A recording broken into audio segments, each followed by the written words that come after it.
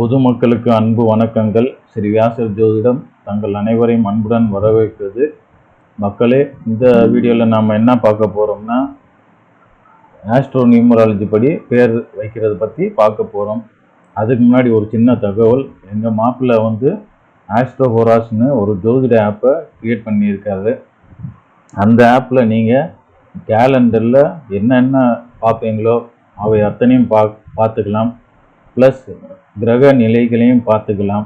கிரக டிகிரி, கிரகம் ஒரு ராசியில் எந்த டிகிரியில் கிரகம் இருக்கிறதையும் பார்த்துக்கலாம். ப்ளஸ் நியூமராலஜி படி உங்கள் நேம் சூட்டாக இருக்கா, உங்கள் டேட் ஆஃப் பர்த்துக்கு ஏற்ற பேராக இருக்கா அப்படின்னு பார்த்துக்கலாம். ஆனால் அது சாதாரண நியூமராலஜின்னு சொல்லுவோம். இது நான் இப்போ சொல்ல போகிறது ஆஸ்ட்ரோ நியூமராலஜி. வாங்க இப்போ ஆஸ்ட்ரோ நியூமராலஜின்னா என்னென்னு பார்ப்போம். பொதுவாக நியூமராலஜின்னா என்ன பண்ணுவோம், நாம பிறந்த டேட்டுக்கு டேட் ஆஃப் பர்த் கூட்டினா ஒரு நம்பர் வரும். அந்த நம்பருக்கு ஏற்ற மாதிரி ஒரு நேம் செலக்ட் பண்ணி அதை வச்சுக்கிறோம்.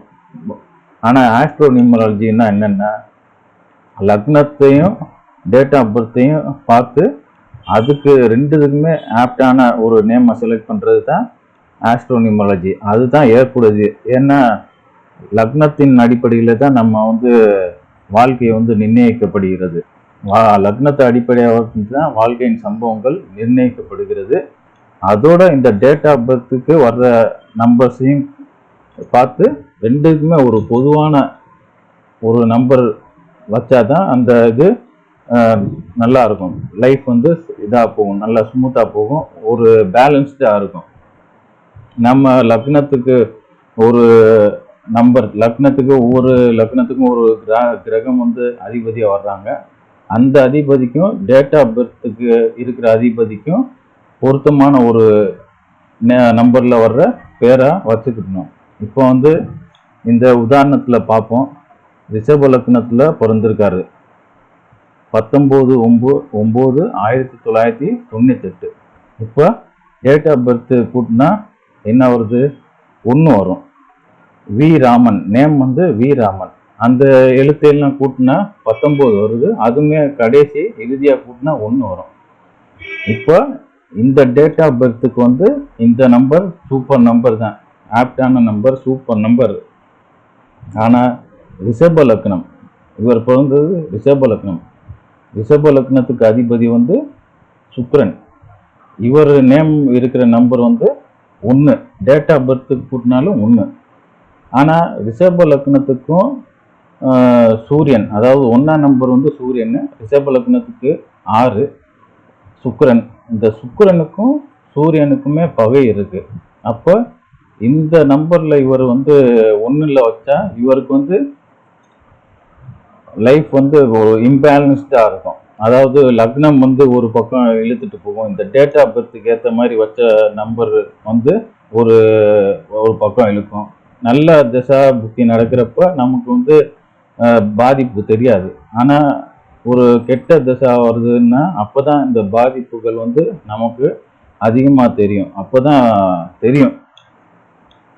அப்போ நாம் என்ன பண்ணோம்னா, இந்த லக்னத்துக்கு அதிபதிக்கு வர்ற நம்பருக்கும் இந்த டேட் ஆஃப் பர்த்துக்கு வர்ற நம்பருக்கும் பொதுவான ஒரு நம்பராக செலக்ட் பண்ணி வைக்கணும். இப்போ இந்த ரிஷப் லக்னம் ப்ளஸ் டேட் ஆஃப் பர்த் பார்த்தீங்கன்னா என்ன நம்பர் சூட்டாக வரும்னா, ரெண்டுக்குமே பொதுவான ஒரு கிரகம் புத பகவான். புத பகவானுக்கு ஏற்ற நம்பர் 5. அப்போ இவருக்கு 5ஆம் நம்பரில் வர்ற மாதிரி நேம் செலக்ட் பண்ணி வச்சோம்னா நல்லா இருக்கும், லைஃப் நல்லா இருக்கும். இப்படி நம்ம லக்னத்துக்கும் டேட் ஆஃப் பர்த்துக்கும் ஏற்ற மாதிரி ஒரு நம்பர் வைக்கிறோம்ல, அதுதான் ஆஸ்ட்ரோ நியூமராலஜி. அது மட்டும் இல்லாமல் இப்போ நம்ம கீழே பார்ப்போம். அதாவது 4 வருது ஹீப்ரு நியூமராலஜி. இந்த மாதிரி ஒவ்வொரு நம்பர்ஸையும் கூட்டிட்டா இப்போ 6 + 2 + 2 + 1 இப்படி கூட்டிகிட்டே வரும்ல, கடைசியாக ஒரு இறுதியாக ஒரு நம்பர் வரும். அந்த நம்பர் தான் பிரமிட் ஷேப்பில் வரும். பார்த்தோம்னா கோபுர ரீதியாக வரும். மேல் நோக்கி திருப்பி போட்டோம்னா அப்படியே கோபுரம் இருக்கிற மாதிரி இருக்கும். அப்போ அந்த இறுதியாக வர்ற நம்பரும் நல்ல எண்ணாக இருக்கணும். அதாவது இந்த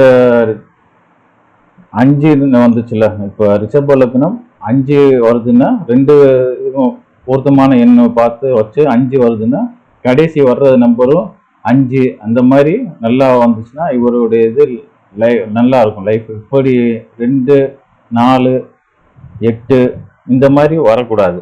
கடைசி வர்ற ஹீப்ரு நியூமாலஜி படி வர்ற நம்பர் வந்து நல்ல எண்ணா வரணும். அப்போ அதையும் பார்த்து வைக்கணும். அதுதான் சிறந்த முறை. ஆனால் நாம் என்ன பண்ணுறோம், பொதுவாக டேட் ஆஃப் பர்த்துக்கு ஏற்ற எண்ணா வச்சுருவோம். இப்போ ஒன்றும் இல்லை, ஒரு உதாரணத்துக்கு நீங்கள் விண்டோஸ்ன்னு போட்டு மைக்ரோசாஃப்ட் இருக்குல்ல, அதில் விண்டோஸ் தான் ஃபேமஸாக இருக்குது. இந்த விண்டோஸ்ன்னு போட்டு அந்த எழுத்தெல்லாம் நீங்கள் கூட்டி பாருங்கள், 32 வரும்.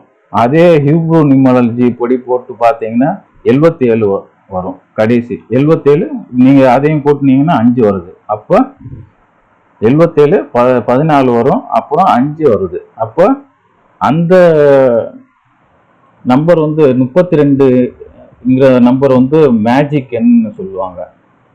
எல்லாரையும் ஈர்க்கிற நம்பர் வந்து 32.